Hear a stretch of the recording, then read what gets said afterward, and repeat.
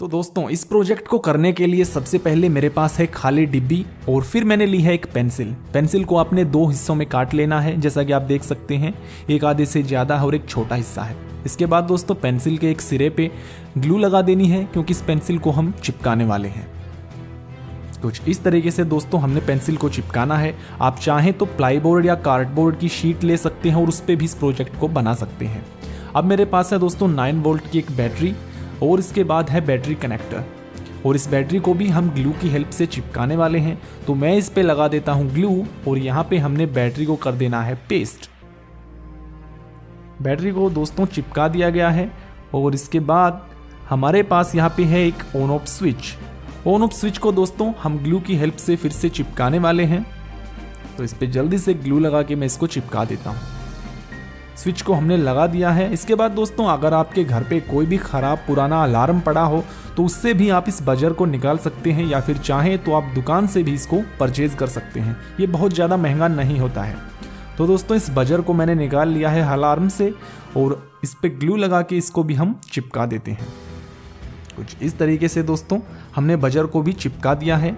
अब मेरे पास है यहाँ पे सोल्डरिंग वायर। दोस्तों सोल्डरिंग वायर या फिर अगर आप चाहें तो कॉपर वायर को भी ले सकते हैं। कॉपर वायर का आपने ऊपर से ये जो कवर होता है वो उतारना पड़ेगा। दोस्तों मैंने सोल्डरिंग वायर से इस रिंग की शेप में इसको बना लिया है। अब हम इसको यहाँ पे सेट करने वाले हैं। तो यहाँ पे कम से कम 2 से 2.5 इंच की हाइट पे मैंने इस पेंसिल पे इसको अटैच कर दिया है। इसके बाद आपने एक नट बोल्ट जिसको बोलते हैं इसको लेना है, और मेरे पास एक कॉपर वायर है जिसके प्लास्टिक को मैंने उतार दिया है, और इसके जो ये बारीक बारीक से तार हैं इनमें से एक तार को हमने ले लेना है। ये लगभग 10 से 15 सेंटीमीटर लंबा तार है और इस बोल्ट को हमने इस तार से ऐसे बांध देना है।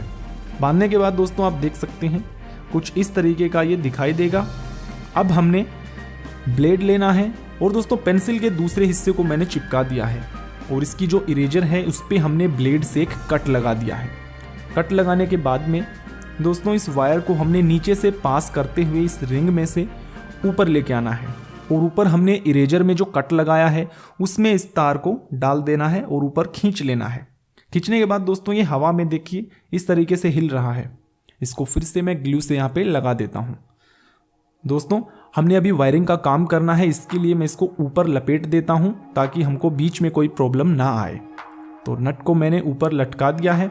अब दोस्तों बैटरी का जो रेड वायर है वो स्विच पे लगा दिया है और दूसरी साइड से उसी रेड वायर को निकालते हुए हम ऊपर की तरफ पेस्ट कर देंगे यहाँ पे, जिसकी वजह से दोस्तों ये नट में है ये नीचे लटकेगा।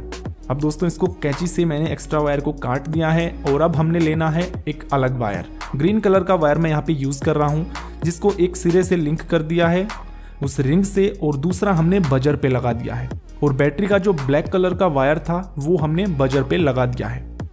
दोस्तों बहुत ही सिंपल सी वायरिंग है, आई होप आप समझ गए होंगे। अब दोस्तों आपने लेना है एक बल्ब आप चाहें तो किसी भी कलर का ले सकते हैं, लेकिन खतरनाक सिचुएशंस को इंडिकेट करने के लिए रेड कलर काफ़ी अच्छा होता है। तो मैंने यहाँ पे रेड कलर का एक बल्ब ले लिया है। दोस्तों प्रोजेक्ट हमारा लगभग कंप्लीट हो चुका है। आप देख सकते हैं इसकी कंस्ट्रक्शन बहुत ज़्यादा कॉम्प्लिकेटेड नहीं है। अब दोस्तों इसको ऑन करके हम टेस्ट करते हैं। इसको मैं थोड़ा सा शेक कर देता हूं। वाह, तो दोस्तों आपने देखा कि ये कितना इजी और इंटरेस्टिंग प्रोजेक्ट है। आप चाहें तो इसको घर पे भी बना सकते हैं। So guys, if you enjoy the video then please hit the like button. See you in next video. Goodbye.